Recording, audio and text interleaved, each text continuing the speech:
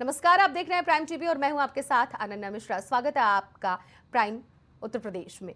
प्रधानमंत्री नरेंद्र मोदी 24 अप्रैल को कानपुर दौरे पर आ रहे हैं। तीसरे कार्यकाल में पीएम मोदी का यह पहला कानपुर दौरा है। अपने प्रवास के दौरान पीएम मोदी कानपुर मेट्रो के 5 नए स्टेशन का शुभारंभ करेंगे। साथ ही साथ 2 पावर प्लांट का भी शुभारंभ करेंगे। इसके अलावा यूपी के विभिन्न शहरों को 19,000 करोड़ की परियोजनाओं का सौगात देंगे। पीएम के दौरे को लेकर तैयारियां जोरों शोरों से चल रही हैं। इसी कड़ी में मुख्य सचिव मनोज कुमार सिंह और डीजीपी प्रशांत कुमार गुरुवार को कानपुर पहुंचे, जहां पर उन्होंने सीएम मुख्यमंत्री के पहुंचने पर सीएसए विश्वविद्यालय मैदान का निरीक्षण किया। नारायणगंज स्थित मेट्रो के नए अंडरग्राउंड स्टेशन पर पहुंचकर वहां भी तैयारियों का जायजा लिया। बता दें कि पीएम मोदी नारायणगंज स्थित कई नई मेट्रो के अंडरग्राउंड स्टेशनों से गीतानगर तक मेट्रो से सफर भी कर सकते हैं। इसे लेकर मुख्य सचिव और डीजीपी ने जिला प्रशासन और उत्तर प्रदेश को मेट्रो रेल कॉर्पोरेशन के अफसरों के साथ साथ मेट्रो के नए अंडरग्राउंड स्टेशन से रावतपुर स्टेशन तक मेट्रो से सफर कर तैयारियों का जानकारी दी है।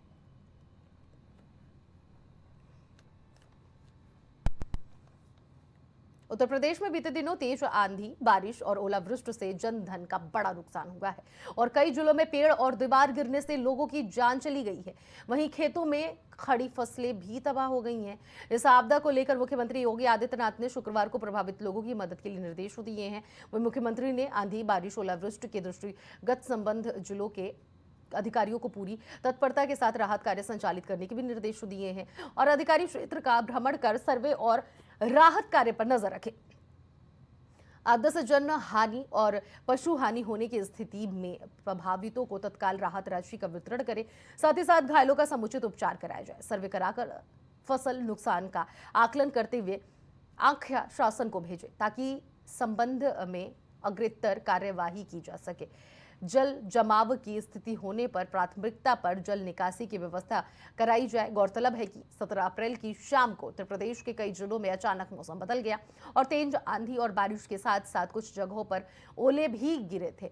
अयोध्या, बाराबंकी, गोंडा, अमेठी, बहराइच और बलरामपुर समेत कई जिलों में जान माल का नुकसान हुआ। अयोध्या में ट्रॉली पलटने और दीवार गिरने से महिलाओं की मौत हो गई, जबकि बाराबंकी में दीवार गिरने से लोगों की जान चली गई। वहीं सरकार मौत के आंकड़ों को जल्द से जल्द प्रशासन को देने का निर्देश दिया है ताकि सरकार उन पीड़ित परिवारों को मदद दे सके।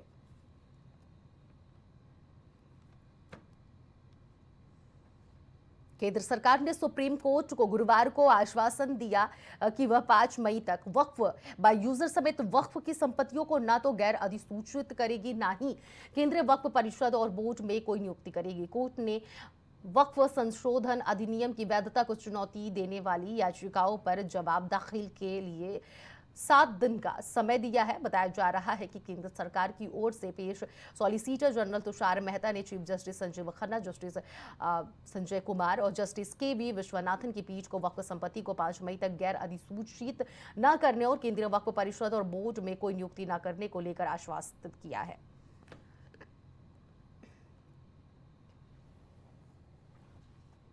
तो 5 मई को सुप्रीम कोर्ट ने अपना अंतरिम फैसला सुना दिया है कि 5 मई को आगे की सुनवाई की जाएगी। यथा स्थिति में ना हो बदलाव। जो वक्फ बोर्ड कानून अधिनियम जो 2025 में लागू किए गए हैं उसकी जो यथा स्थिति है उसमें बदलाव ना किए जाए जब तक अगला सुनवाई और अगला फैसला सुप्रीम कोर्ट की तरफ से ना आ जाए। ऐसे में सुप्रीम कोर्ट ने साफ तौर पर यह बात कह दिया है कि जिस तरह से वक्फ बोर्ड में जो संशोधन किए गए हैं उसको लेकर अभी कोई भी छेड़छाड़ ना की जाए और 5 मई को फाइनल जो सुनवाई होगी उसके बाद से उसके आधार पर आगे की कार्रवाई की जाएगी। ऐसे में अगर मुस्लिम समुदाय या फिर विपक्षियों की बात की जाए तो सबसे पहले ये आवाज विपक्ष के पार्टी के सभी नेताओं ने उठाई। विपक्ष सुप्रीम कोर्ट का दरवाजा खटखटाया जब से अगर बात कही जाए इसको संसद में पेश किया गया इस बिल को, उसके बाद से लगातार सुप्रीम कोर्ट का दरवाजा विपक्ष खटखटा रहा है। और ऐसे में असदुद्दीन ओवैसी जो एआईएमआईएम के अध्यक्ष हैं उनकी बात कही जाए तो लगातार मुस्लिमों के हित में अपनी बातों को रखते हैं। वो लगातार ये बात कहते हैं कि मौजूदा सरकार मुस्लिमों के साथ गलत व्यवहार कर रही है, मुस्लिमों को प्रताड़ित कर रही है। ऐसे में असदुद्दीन ओवैसी से जब इस फैसले के बारे में पूछा गया कि क्या वो इसे राहत भरी खबर समझ रहे हैं तो असदुद्दीन ओवैसी ने साफ तौर पर कहा कि अभी मैं इससे खुश नहीं हूं क्योंकि आगे और भी बहुत सारे ऐसे पड़ाव हैं